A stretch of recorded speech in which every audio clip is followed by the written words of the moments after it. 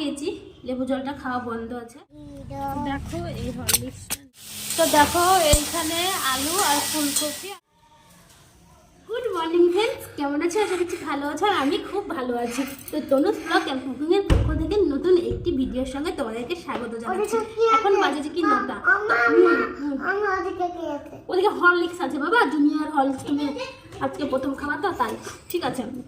তো এবার হচ্ছে দেখি আজকে সকালবেলায় 7টার সময় এতটা রোদ বলছি, কুয়াশা বেরিয়েছিল, মনে হচ্ছিল না যে কি রোদ উঠবে, তবে অন্য দিনের থেকে আজকে তাড়াতাড়ি রোদ বুঝেছো। কাজ কাম হয়ে গেছে, আমি চা খেয়েছি, লেবু জলটা খাওয়া বন্ধ আছে। আমি এই যে কাপড়ে করে একটুখানি গরম করে এটা কোলগেটটা নেবো, তোকে দাঁত ব্রাশ করবো। এর মধ্যে কিন্তু কাজ বাজ সব সারা কমপ্লিট। তো কটা শার্পে ভিজিয়েছি ওগুলো, আর ওই যে দাঁত ব্রাশ করে না বাচ্চাদের আঙুলের ভরে, ওগুলো কিনবো করে কেনা হচ্ছে না। এবার অনলাইনে সত্যি একটু ই করে দেখবো। আর দেখতেই পাচ্ছ এতটা জবরদস্তি করে দাঁত ব্রাশ করা, এত বড় ছেলে হয়ে যাচ্ছে, দাঁত ব্রাশ করতে চাই না, দাঁতগুলোতে নষ্ট করে ফেলবে। তুমি একা একাই করবার আগে কি হবে, ওয়াক হোক না, আমি ওয়াক করাবো তো ছাড়বো। চল একটুখানি কচলাতে দেয়, বুঝেছো?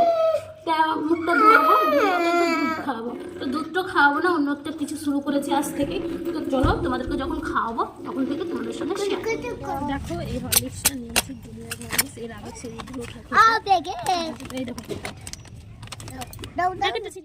তো দেখো প্যাকেটটা খুলতেই ছেলে আমার খুব এক্সাইটেড কাল থেকেই, জানো তো, যখন থেকে নিয়ে এসছে। ভাবছে যে কি না আছে, তবে দুধ খাওয়াই তো, কোটোর দুধ, তো সেগুলোর থেকে এটা খেতে খুব ভালোবাসে, তো হাতে করে দিয়েছি। তো চেটে খাচ্ছে, খানিকটা জামাই পড়ে গেছে দেখতেই পাচ্ছ। আর এই জায়গাটাতে আমি কোনো দিন খাওয়াইনি, আর মানে যারা খাইয়েছে তাদেরটা অতটা কেয়ার করে দেখিনি, ওই জন্য আমি বুঝতেও পারছিলাম না, তো এরও পাতলা করেই খাওয়ালাম। তো দেখো এইখানে আলু আর ফুলকপি আর মটরশুঁটি দিয়ে একদম কষা করে রান্না করবো, নিরামিষ। এটা কিন্তু রসুন পেঁয়াজ ছাড়া। তো এই জানি না কী হয়েছে, মাছ মাংস আর রসুন পেঁয়াজটা খেতে কিন্তু একদম ভালো লাগে না, জানো তো।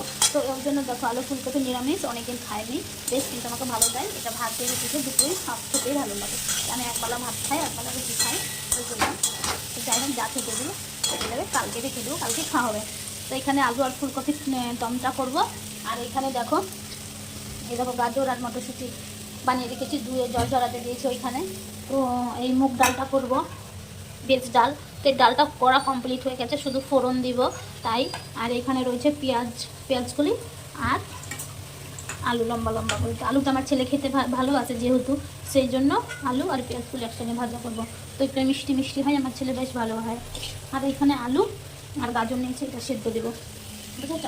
তো দুপুরে রান্নাই করবো, এখনও কিছুই হয়নি, অনেকটা দেরি হয়ে গেল, কখন হবে বুঝতে পারছি না। এর মধ্যে ছেলেকে চান করানো, খাওয়ানো, ঘুম দেওয়া সবটাই বাকি রয়েছে। তো চলো এখন রান্নাবান্না করে নিই, আবার তোমাদের সামনে পরে দেখা করবো। আর এই দিকে দেখো আমার জামা কাপড় গুছানো হয়ে গেছে।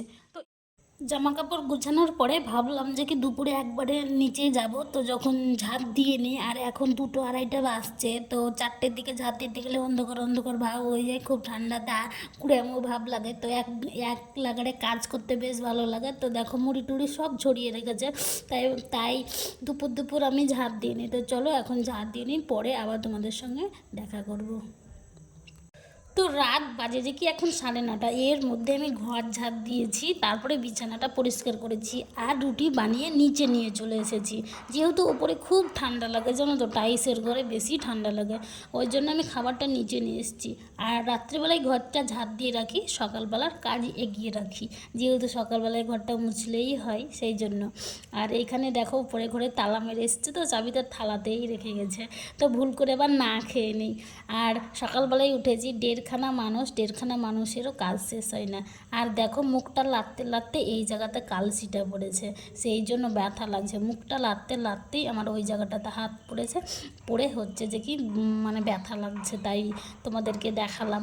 তো আমাদের বাড়িতে আর একটা ছেলে আছে, আমার ছেলের বয়সী ও, তো ও দৌড়ে আসছিলো, আর আমি বসেছিলাম, তো মাথায় ওর সঙ্গে আমার চোখের এখানে লেগে গেছে, সেই জন্য এরকম। তো চলো আজকের মতো টাটা।